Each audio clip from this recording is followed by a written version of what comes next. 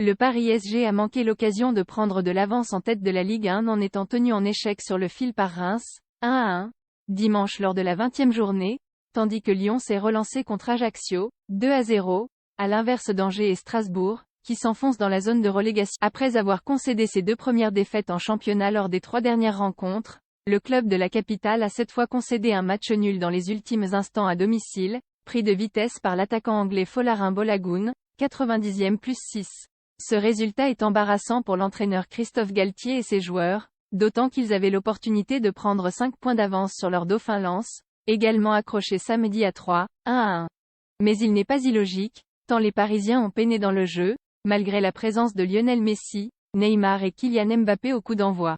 Entré sur le terrain à la mi-temps avec pour mission de fluidifier le jeu parisien, l'Italien Marco Verratti a été exclu dès la 59e minute pour un tacle dangereux sur Junya Ito, autre signe de la soirée compliquée du PSG. En face, les Rémois ont joué avec envie et audace, n'hésitant pas à relancer depuis leur propre moitié de terrain, même sous la pression parisienne, témoin de leur bonne forme depuis l'arrivée aux commandes de Will Steele le 13 octobre. Paris avait trouvé la faille par Neymar, heureux de voir le ballon lui revenir dans les pieds après une frappe détournée de Messi, 51e, mais cela n'a pas été suffisant pour l'emporter, ni pour rassurer Lyon et Nice vers l'avant. Avant cela, l'Olympique lyonnais a disputé un match paradoxal à Ajaccio.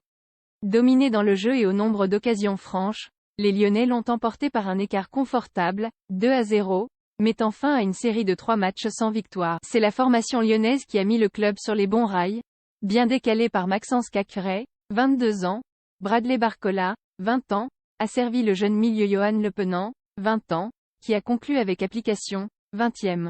Le capitaine Alexandre Lacazette a ensuite doublé la mise en reprenant un centre idéal de Nicolas Tagliafico, 71e. La rencontre s'est terminée dans la confusion, lorsqu'une échauffourée a éclaté, mêlant d'abord l'entraîneur ajaccien Olivier Pantaloni et l'entraîneur des gardiens lyonnais Rémi Vercoutre, puis les 2 staffs et même les supporters corses. Nice a remporté un match au scénario similaire en début d'après-midi contre les Lillois, 7e. Le LOSC n'a pas réussi à marquer malgré 4 face-à-face avec le gardien Kasper Schmeichel, tout puissant pour préserver ses buts notamment face à Rémi Cabella, 25e et 27e, et Timothy Weah, 31e. C'est finalement Gaëtan Laborde qui a permis à l'OGCN d'ouvrir le score après cet orage, 34e, servi par le jeune Badreddine Bouanani, 18 ans, né et formé à Lille, qui avait profité d'une passe complètement ratée par Cabella, décidément pas en réussite. Nice enchaîne un 3e match sans défaite, 2 victoires, depuis l'arrivée sur le banc de Didier Digard, mais est 10e, 28 points, à 6 points des Dogs et 9 de Rennes. Triste record d'Angers à l'opposé, c'est le maintien que visent Montpellier, Brest, Angers, Auxerre et Strasbourg, qui ont tous joué lors du multiplex de 15 heures. Montpellier est parvenu à l'emporter, 2-0, lors d'une rencontre cruciale contre l'AJA, un concurrent direct. Un doublé de Stéphie Mavididi, d'une belle frappe enroulée, 61e, puis en contre, 79e, a permis aux Montpelliérains de prendre 5 points d'avance sur la zone rouge. Au contraire, Strasbourg s'y est de nouveau enfoncé en perdant à domicile face à Toulouse, 2-1. Le Racing a mené grâce à Kevin Gamero, 19e, mais a plié devant Theis Dalinga, 24e et 50e. La fin de match fut à l'image de la saison des Strasbourgeois, frustrante, au point de voir Gamero recevoir un carton rouge pour avoir donné un coup de pied à Stein Spearing, 90e plus 3.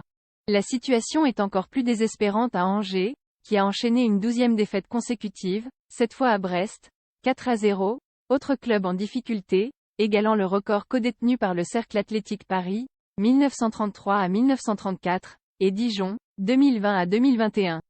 Le SCO, qui a vendu son milieu marocain Azzedine Ounahi à l'Olympique de Marseille ce week-end, est dernière avec seulement 8 points, derrière Auxerre, 13 points, Ajaccio et Strasbourg, 15, et Brest, 18. Ici Beyrouth 30 janvier, 2000.